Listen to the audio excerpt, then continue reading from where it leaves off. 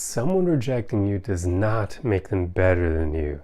I'm sure we've all dealt with that feeling where when someone rejects us, we immediately kind of feel lesser than them, right? It's almost like a power struggle on a psychological level where they hold all the power now and you hold nothing because they rejected you. They're basically saying, I don't want you. And in our minds, we kind of equate that with them being better than us. But that's not always true.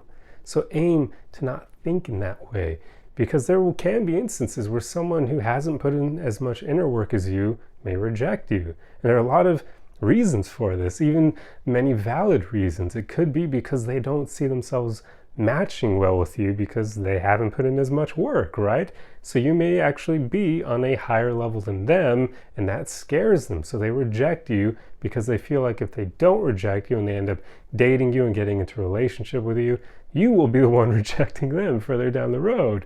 This is actually the way some people think. It's a fear of abandonment pretty much, and also fear of not being good enough. So they will reject you first to avoid any kind of issues like that, right? It's a defense mechanism. That's one thing that can happen. But you can also, of course, have instances where someone is a bit narcissistic or they overinflate their own worth, so they do believe they're better than you and they reject you based off that. Or there are a lot of things that can happen here, someone not seeing your worth and so on and so forth. The point is that it's so nuanced that you shouldn't ever fall into that mentality of believing that they're better than you, because you don't really know, right? And even if you did know, does it truly matter, right? The whole point of rejection is someone basically saying in that moment, in the here and now, when they reject you, they don't see you being a fit for them. And this is not a horrible thing, right? We often take a hit to our ego over it. We take it personally, but should we really do that? Because often rejection is actually good, right? If they don't see you and them matching, why do you want them to not reject you? That would just basically be stringing you along or buying into something that is going to eventually end.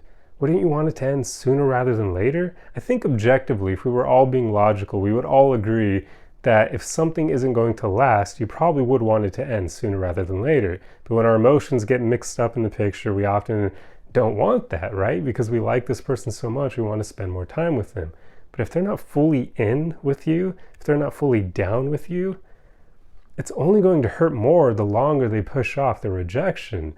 So if they reject you within first meeting them, that's amazing. That's what you want, because now immediately you know there's no future with this person, so now I can pivot to other people who are a better fit for me.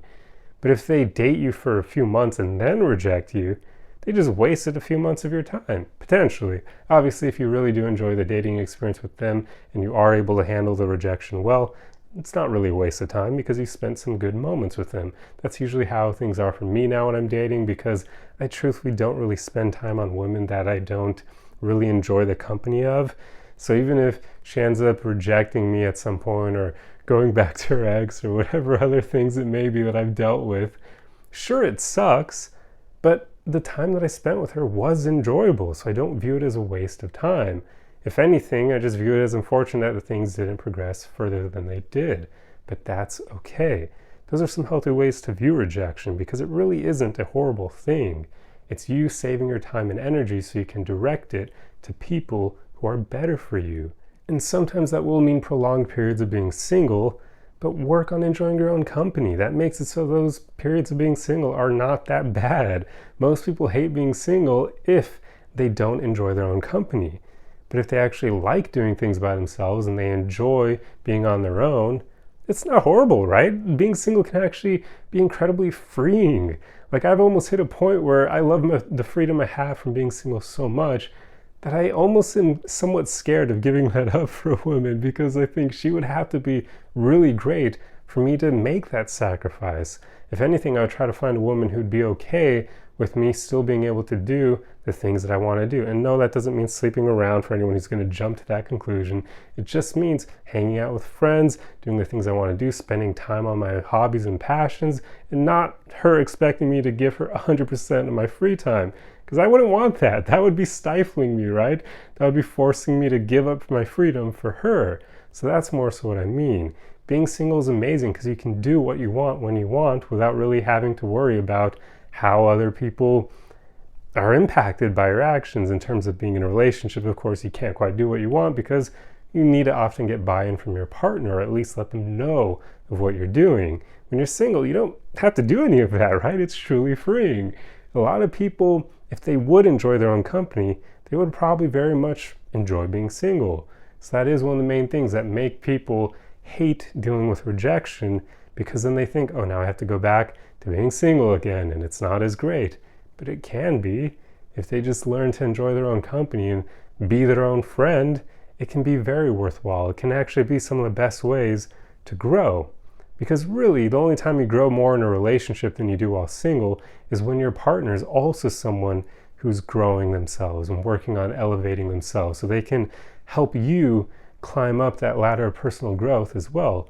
Otherwise, of course, you tend to grow more after the breakup and after the rejection, because you have to deal with all those heavier emotions, and often they can inspire us to become better.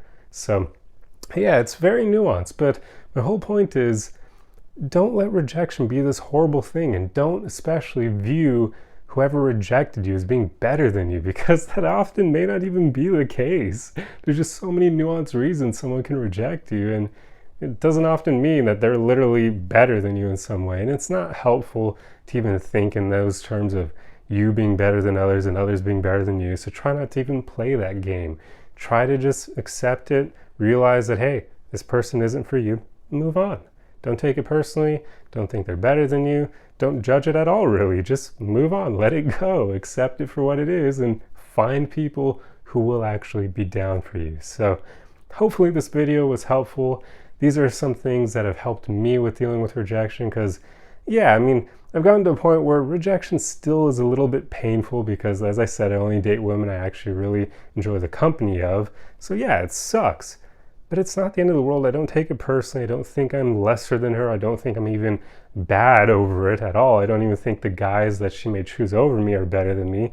I understand it's super nuanced, and thinking in all those ways isn't helpful. So I just say, you know what, it sucks, and I move on. I let go, I accept it for what it was, and that helps so much with handling rejection and turning it into something that isn't the end of the world.